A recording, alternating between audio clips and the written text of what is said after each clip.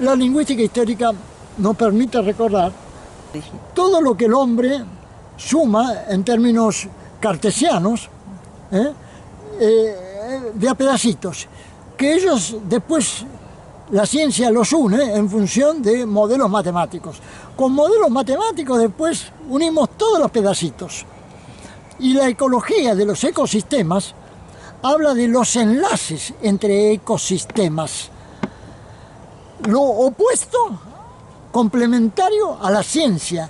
La ecología es la hermana opuesta complementaria a la ciencia, pero no es ciencia.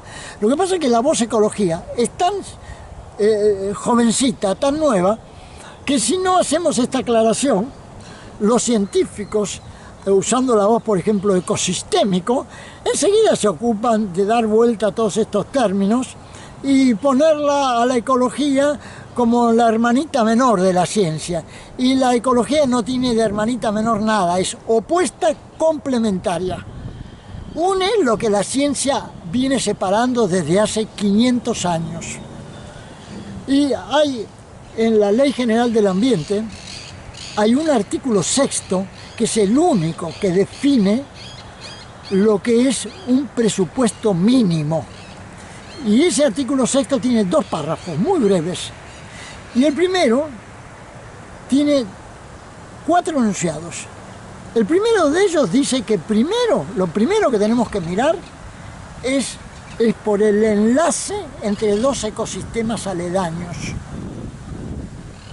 El segundo dice que tenemos que mirar la carga y transferencias de energías que se dan en ese enlace. Y recién en tercer lugar dice que tenemos que mirar por los temas generales del ambiente. Y en cuarto lugar, por las siempre declamadas sustentabilidades. Como somos mentirosos, siempre mezclamos todo, ignoramos a los primeros 2 enunciados y nos vamos directamente a hablar de la carreta ambiental, que está siempre llena de mentirosos, de todo. Entonces, poner en orden eso implica un cambio en la cultura descomunal. Y entonces no me queda más remedio que siempre, en todos mis videos, en todas mis causas judiciales, siempre repetir el orden de ese presupuesto mínimo, que es el único. Y eso lo acredita el artículo 240 y 241 del Código Civil. El único que define lo que es un presupuesto mínimo. Entonces, cuando en una salida tributaria, por ejemplo, la salida del río Matanzas al estuario, toda la mecánica de fluidos siempre infirió que es simplemente como un caño de un plomero, un cuerpo tributario que descarga a 90 grados a un cuerpo receptor. Bueno, ignora que para que se dé esa transferencia de las aguas tributarias al receptor, median no menos de 7 ecosistemas. Y basta que falle uno de los enlaces entre de esos 7 ecosistemas para que ese cuerpo tributario no tribute al estuario. Y eso es lo que le pasa al río Matanzas desde abril de 1786. Ahora, ¿cómo puede ser que la ciencia hidráulica, el Instituto Nacional del Agua, que llegó a tener más de 700 investigadores, el CONICET, que llegó a tener, no sé, y que tiene miles de investigadores, nunca hayan dicho media palabra de que el río Matanzas no tributa al estuario ni el 1% de sus caudales ordinarios? Solo ingresa la energía mareal y sale la energía mareal. Pero desde los últimos 3,5 kilómetros se manifiestan esas energías. Pero lo que está a 1 kilómetro de aguas arriba de la Vuelta a Rocha, no sale nada. Ahora, ¿cómo puede ser que tengamos cuerpos de agua donde viven 5 millones de personas soberanamente muertas? Y la persona que informa de eso es una mujer que nunca conoció las letras, ni el agua potable, ni la luz eléctrica, ni siquiera sus propios padres. Entonces, ¿cómo no voy a dar este testimonio, aunque sea imposible para una mente que se presume lógica, tener que escuchar este monólogo de este burro? Pero, por supuesto, es mejor decir esta burrada que no seguir viendo las burradas de los científicos.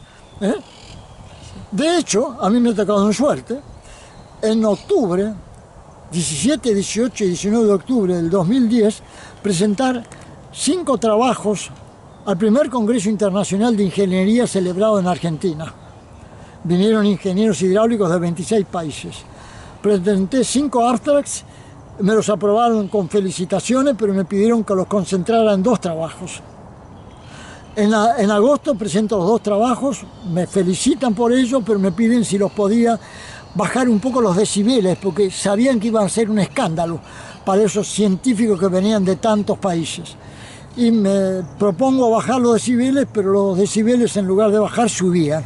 Entonces le digo al ingeniero Juan Carlos Palacios, había sido presidente del Colegio Argentino de Ingenieros y era el encargado del acopio de todos esos testimonios, que yo me retiraba del Congreso y le agradecía todos los halagos.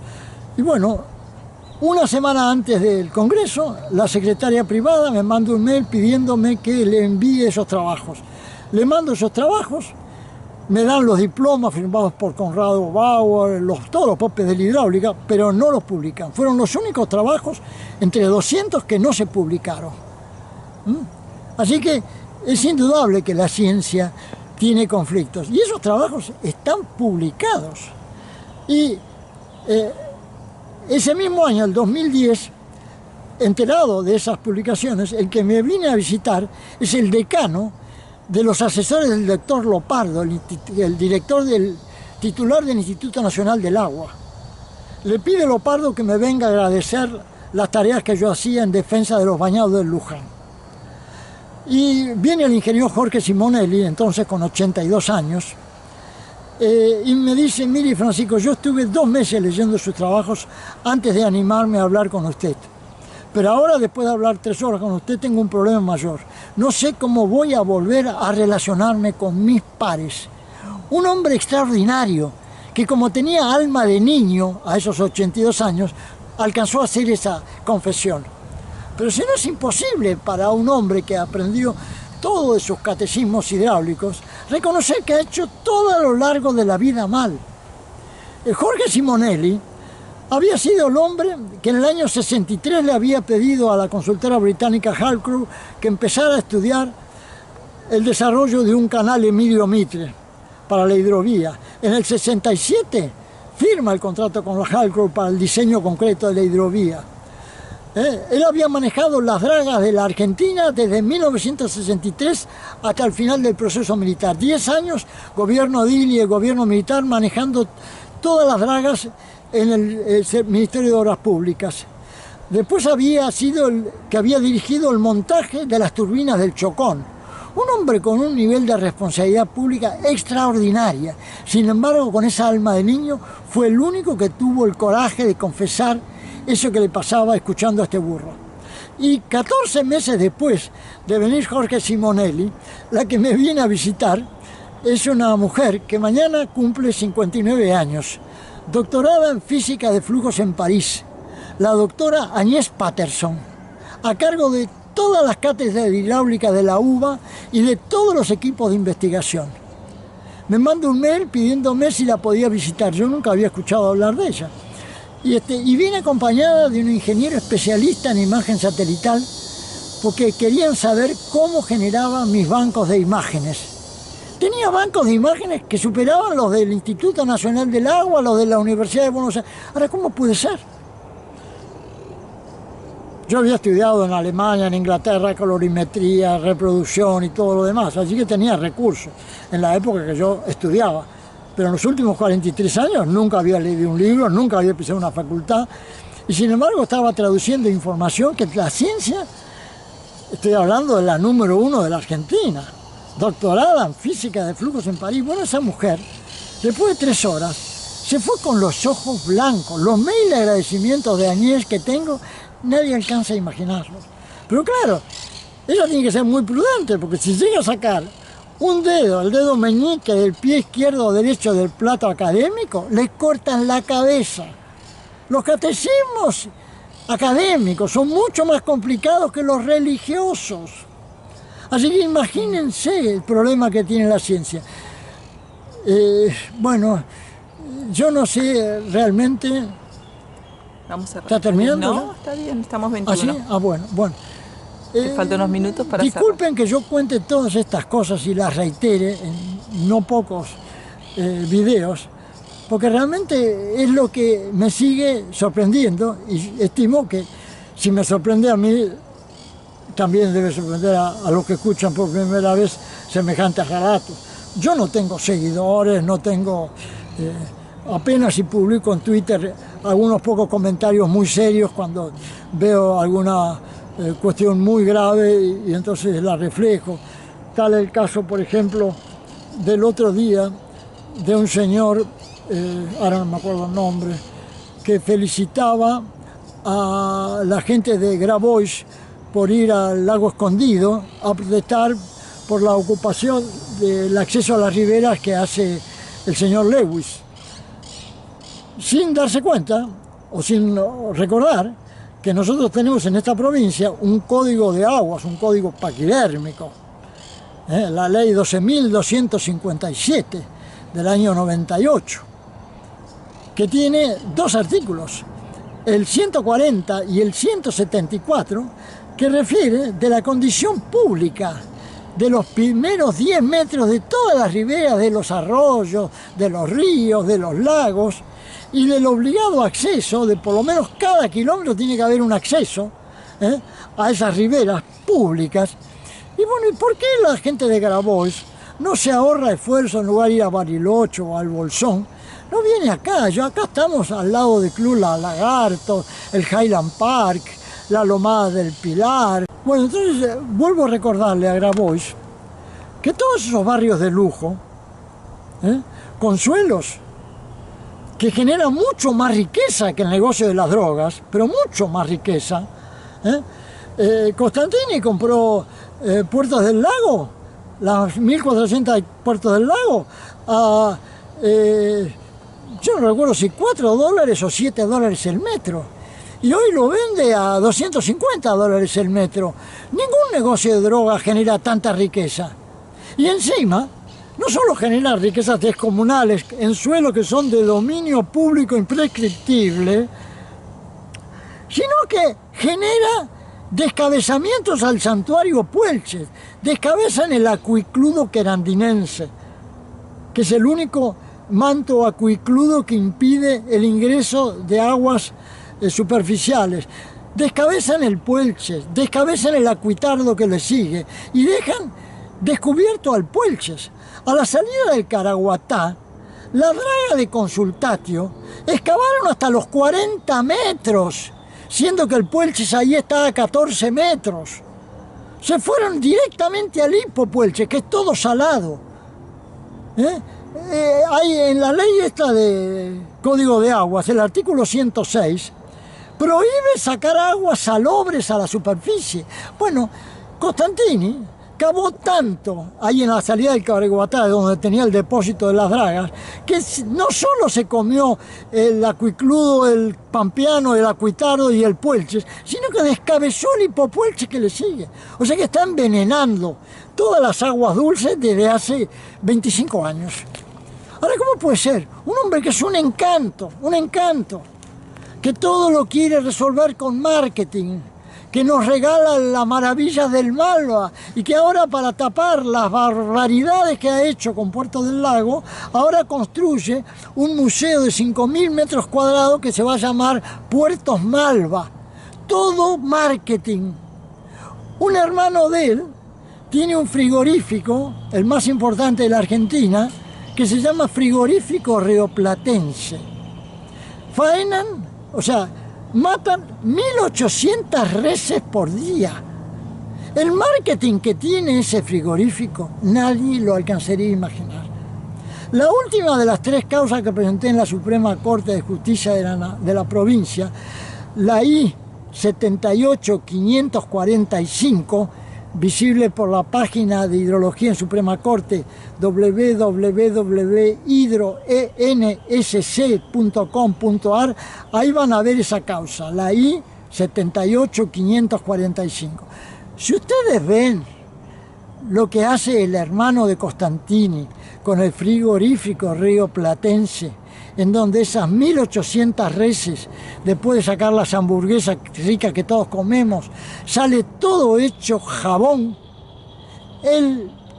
El freático del frigorífico rioplatense, que tiene 45 hectáreas, en el freático hay ellos unos estanques enormes donde mandan todos los 6 millones de litros de agua de Lipo-Puelches, porque ellos tienen 5 perforaciones y en lugar de sacar agua del Puelche, no, la sacan del Lipo-Puelche, que está prohibido por el Código de Agua. Sin embargo, en los 45 años que vienen sacando agua del Lipo-Puelche, nunca la autoridad del agua, ni un ministro, ni la Secretaría de Medio Ambiente de la Nación, ni de la provincia, nunca nadie le dijo que no se puede sacar agua del Lipo-Puelches. Sacan 6 millones de litros de agua del Lipo-Puelches. Con esa agua licúan todas las miserias espantosas que generan esas carnicerías de las 1800 reses. Y hoy el freático de esas 45 hectáreas está transformado en lo que es un turrón de Gijona. El turrón de Gijona es ese que no es duro, que es blandito. Bueno, la autoridad del agua es tan elemental y tan miserable en conocimiento y en política de políticos que no sé qué clase, porque esos ya no son idiotas, esos ya superan cualquier calificación homérica, ¿no?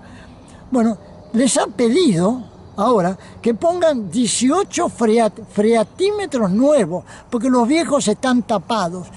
¿Cómo no van a estar tapados si el freático de esa frigorífico rioplatense, con esos 6 millones de metros cúbicos diarios, 6 millones de litros diarios, han saturado, han bloqueado todos los mantos permeables del freático? Ellos lo llaman a esas piletas anaeróbicas, que son bacterias que consumen todas esas misorias y después de consumirlas las vuelven a entregar con un tamaño de molécula mucho más pequeño que permite que los capilares de los mantos freáticos no queden bloqueados, no se impermeabilicen. Pero como esas bacterias anaerobias están al aire y son 6 millones de litros diarios de miseria que van a parar ahí, esas bacterias no dan abasto para nada. Y en 45 años, esas bacterias, que llamen a eso piletas anaeróbicas, es un versio que no se entiende qué nivel de miseria humana hay en ese directorio del frigorífico rioplatense para hacer durante 45 años las bestialidades recontra criminales de envenenar esas aguas. El último de los trabajos que he subido a la Suprema Corte es una especie de testamento de las últimas 3 causas subidas a la Corte. Las 78, 543, 544 y 545. Es un hecho crítico nuevo a las 3 causas, que tiene que ver con hidrografías y demografías. Porque la Organización de las Naciones Unidas, en el año 2010, hace 13 años, ya confesó que el principal motivo de muerte en el planeta no son las enfermedades que nosotros conocemos, los paros cardíacos, o los accidentes de tránsito, o las guerras, no. El principal motivo de la muerte en ese planeta es la contaminación de las aguas. Bueno, lo que hace Costantini y los Lanussi O'Reilly, con sus negocios inmobiliarios mucho más ricos que las drogas, le permitirían a Juan Grabois, a señor Milei y a todo el equipo de Macri, y no hablemos los del pobre Kicillof que vive en la luna. Yo no digo que no sea honesto, su mujer es una maravilla de honestidad, pero vive en la luna, al igual que el señor Cristian Girard, a cargo del fisco de Alba de la provincia. Gente buenísima, pero viven en la luna. Se han ocupado, y no ellos, sino el equipo de María Eugenia Vidal, Joaquín de la Torre, que era el jefe de gobierno de Vidal, Salvay, que tenía un amigo que fue nombrado al frente de ARBA, se ocuparon de destruir la ley 8912, la ley de 1977 que se ocupaba de organizar el uso del suelo en la provincia de Buenos Aires. Una ley que yo conocí al padre de la ley, al redactor, a los asesores principales, a un equipo de 20 personas que durante 3 décadas se ocuparon de que esa ley tuviera un valor incomparable. Bueno, señor María Eugenia Vidal, que no la digo, ella directamente no es que sea una mala persona, es ciega. Y Joaquín de la Torre, yo digo que no es una mala persona, es ciego. Y el señor, que ahora no me acuerdo el nombre del jefe de ARBA que puso el amigo Salvay, yo no digo que sea malo, pero es ciego. Se ocuparon de que la ley 89 se quedara borrada y empezara a ocupar su lugar la 10.707, la ley de catastro. O sea que ahora el uso del suelo en la provincia de Buenos Aires no se rige por criterios demográficos o hidrográficos o lo que fuera, sino que se rige por cuestiones fiscales. ¿Y por qué? Porque cuando asume Vidal, descubre que había más de 100.000 parcelas sin escriturar. Todas esas parcelas de estos barrios recontracriminales, donde viven todos los artistas, todos los millonarios, todo lo mejor de lo mejor, más de la mitad están todos sin escriturar. ¿Y por qué? Y porque ninguno de los titulares, que no son todavía titulares, tienen el boleto de compraventa. Ninguno quiere escriturar, porque como esos crímenes hidrológicos, hidrogeológicos y dominiales son imprescriptibles, todos esos crímenes le pasan al portador de la escritura. Entonces, ¿para qué voy a escriturar? Prefiero no pagar el impuesto y encima sacarme de encima la carga de esas imprescriptibilidades recontracriminales. Escuchá bien, querido Constantini, Eduardo, escuchá bien lo que te estoy diciendo. Porque cuando llegues al cielo, el karma que vas a encontrar no va a ser el de Alflora Montiel Vivero, sino el de un equipo de demonios que a mandinga lo van a dejar del tamaño de un poroto. Y el karma que van a cargar tus descendencias, no quieras imaginar lo que va a ser. De estas cosas no tendría que hablar, porque yo la verdad que no quiero regalarle pestes a nadie, pero viendo las pestes que a diario siguen generando desde 1990 a la fecha esas bestiales excavaciones, bueno, que busques otros negocios, ya has hecho bastante dinero, no quieras resolverlo con Puertos Malva, con museos de bellas artes. Primero, anda a un confesionario si te viene en duda lo que estás haciendo y trata de averiguar qué es lo que has hecho, cuál es la responsabilidad de lo que has hecho. Y no imagines de que la ignorancia resuelve estos problemas. Te lo estoy explicando con todas las letras. Tenés 50 causas. ¿Por qué te pensás que nadie quiere escriturar? Esas 50 causas que están en la Suprema Corte son las que han, en la de provincia y 18 en la de capital, en la de nación, esas son las que generaron la parálisis completa en el proceso de escrituraciones. Por eso nadie escritura. La justicia no actúa, pero la conciencia sembrada en esas 68 causas en la Suprema Corte es la que determina que esas escrituras no funcionan. El decreto 1072 del 2018 de Joaquín de la Torre, que le permitió a Dante Galeazzi, el yerno de Constantini, lavar no sé la cantidad de traseros de todos Puertos del Lago y Nordelta, con una resolución 289 del 2019, y después sacaron otra resolución, la 400, también del 2019, para lavar los miles de traseros, decenas de miles de traseros de los Lanuse O'Reilly de Idico en Dico. Bueno, todo eso, también lo de Ruete Aguirre, Pilará y todo eso ellos lo resuelven con marketing. Pero las cavas bestiales que han hecho, el agua de Pilar no se puede tomar, porque el agua de Pilar es de pozo. La sacan del freático, la sacan del Puelche, del Pilar. Pero todas las cavas que hizo Pilará, aguas arriba, y por tendencia piezométrica son las que van a parar donde están las perforaciones de Ay San Pilar. Toda esa agua viene envenenada por los arroyos Calabaza a niveles inconcebibles. O sea, están envenenando a este señor Roberto Aguirre, que se le avisó por causas judiciales la barbaridad que estaba haciendo antes de empezar a hacer las cavas. Todo eso está todo publicado.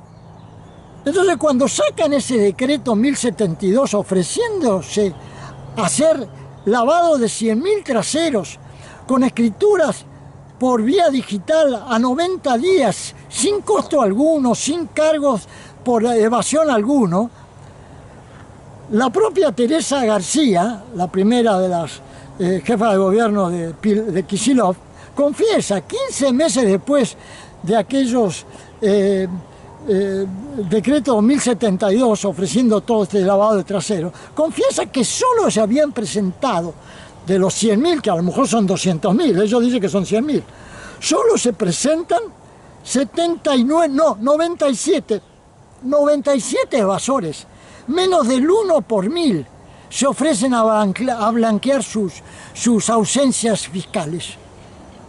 Ahora, si no se dan cuenta de que el problema ahí no es fiscal, por supuesto que hay un agujero fiscal descomunal, pero si no se dan cuenta de que el problema mucho más grave son los crímenes hidrogeológicos e hidrológicos, que la ONU confiesa hace 12 años, 13 años, que es el principal motivo de las muertes en el planeta.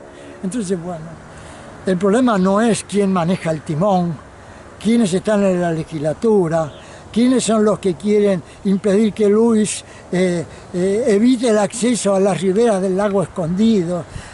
Juancito Grabois, ubicate un poquito en los contextos del agua que toman los 15 millones de habitantes de la ciudad de La Cava y de Lamba. Las denuncias estas que acabo de mencionar, las últimas, ahí declaro, y hay varios videos que hablan de esto, del apocalipsis de la Reina del Plata. En 30 años, todos los vecinos de Lamba y de La Cava se van a dar cuenta que están condenados.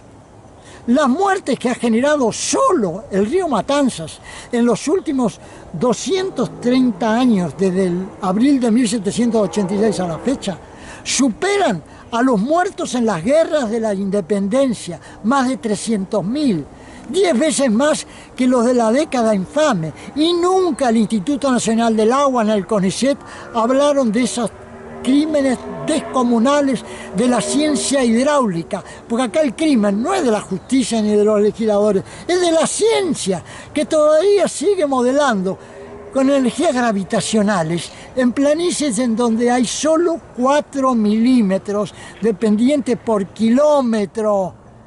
Es todo energía solar y siguen infiriendo energías gravitacionales. Ahora, ¿cómo puede ser que un burro que nunca conoció una universidad, que nunca leyó un libro en 43 años, tenga esta información de que es la energía solar la que dinamiza los cuerpos de agua de llanura? Siguen proponiendo leyes de humedales y nunca ninguno de los proyectos señaló que no hay humedales sin ríos de llanura y no hay ríos de llanura sin humedales. Por eso hacer una ley de humedales que no sea también una ley de ríos, de cuerpos de agua de llanura, es una tontería, es seguir escindiendo como lo hace la ciencia. Y la legislación tiene que aprender de la ecología de los ecosistemas, no de la ciencia. A la ciencia le pueden dar una linda patada en el trasero para que acepten de que sus catecismos de 500 años ya merecen mirar por ecología de ecosistemas, en este caso hídricos en planicies extremas. Cada centímetro cuadrado de esteros aledaños al Amazonas acopia 1 kilovatio de energía por día. La energía que saca las aguas del Amazonas al Atlántico supera el 50% de toda la energía que consume los Estados Unidos. La energía que mueve la corriente cálida del Golfo supera 100 veces toda la energía que consume el hombre en el planeta. ¿Y cómo puede ser que semejantes escalas de energía nunca hayan sido mencionadas por la mecánica de fluidos? Ese puede ser, es debido a que si llegan a mencionar eso y aceptarlo, se tienen que matar. Va a ser un suicidio colectivo. No va a haber institutos psiquiátricos ni calmantes para atender tanta desesperación. Pero es así de grotesco. El Amazonas saca las aguas al Atlántico a 3 veces más velocidad que el Paraná, siendo que tiene la mitad de la pendiente que tiene el Paraná. Paraná tiene 5 centímetros de pendiente por kilómetro, por lo menos hasta llegar a Rosario. Y el Amazonas tiene 2,8. Cuando llega a Manaos tiene 4 milímetros a 900 kilómetros. Y cuando está a 400 kilómetros del Atlántico ya está en 2 milímetros por kilómetro. Y sin embargo saca las aguas a 7,5 kilómetros por hora, 4 nudos por hora. El Paraná la saca a 1,3. ¿Cómo puede ser? Con el doble de pendiente y 3 veces menos velocidad. Eso es nada más que energía solar. ¿Y cómo puede ser que sigan creyendo que Newton, papá Newton, es el que hace el trabajo de las extrapolaciones matemáticas para poner las particiones en orden? Todo fábula. Y una mujer paraguaya que nunca conoció las letras, Alflora Montiel Vivero, que fallece a los 48 años, es la que hoy está serruchando la tapa de la tumba de Isaac Newton hace 18 años y medio. 18 años y medio expresando esto, en 45.000 páginas, 90 millones de caracteres en la web. 18.000 páginas, 35 millones de caracteres en Justicia. ¿Cómo puede ser?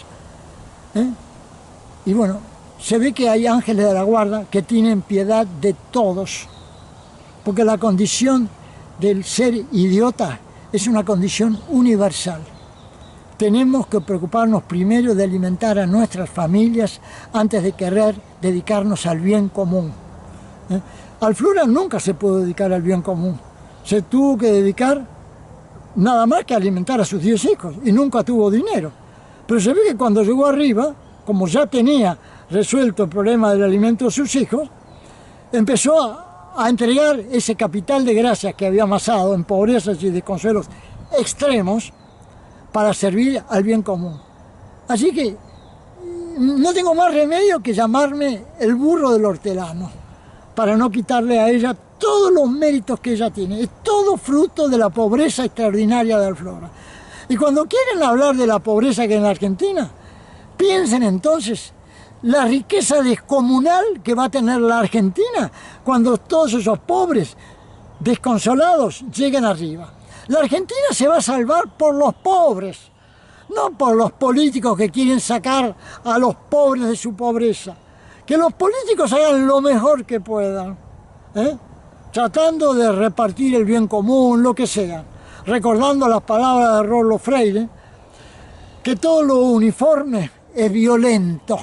O sea, acepten lo singular. Y entre lo singular aparece esto, el valor de una mujer paraguaya que nunca conoció las letras. Esta recomendación se la quiero hacer a Aníbal Ibarra. Un día leí un reportaje que le hicieron, muy hermoso, de su familia, de su padre paraguayo y de su madre.